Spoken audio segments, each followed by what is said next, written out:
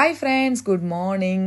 என்னடா காலையில் எந்திரிச்சதும் ஏதோ ஒன்று நான் குடிக்கிறேனே, அதே மாதிரி பசங்களும் ஏதோ ஒரு ட்ரிங்க் குடிச்சிட்டு செம்மையாக இருக்குன்னு சொல்கிறாங்களே. இது என்ன ட்ரிங்க்குன்னு சொன்னால் நீங்களே நம்ப மாட்டீங்க. சத்து மாவு கஞ்சி. எங்கள் நெய்பர் அக்கா சத்து மாவு பவுடர் வீட்டிலேயே மேக் பண்ணுறாங்க. இதில் 23 பொருள் ஆட் பண்ணுறாங்க. என்னெல்லாம் அப்படின்னா பச்சை பயிறு, அதே மாதிரி திணை அரிசி, வெள்ளைச்சோளம், கருப்பு உளுந்து, இதெல்லாத்தையும் ட்ரை ரோஸ்ட் பண்ணிக்கிட்டாங்க லைட்டாக.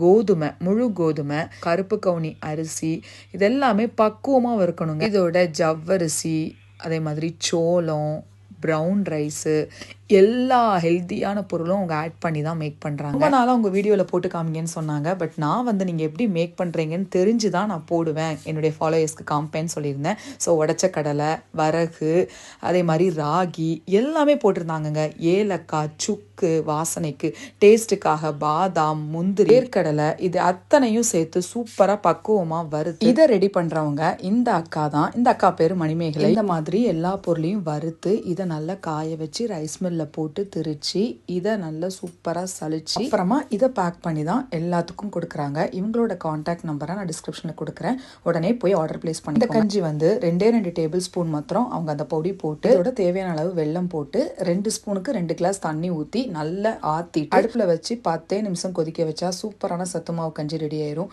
நீங்களும் உடனே போய் ஆர்டர் பிளேஸ் பண்ணுங்க. தேங்க்யூ.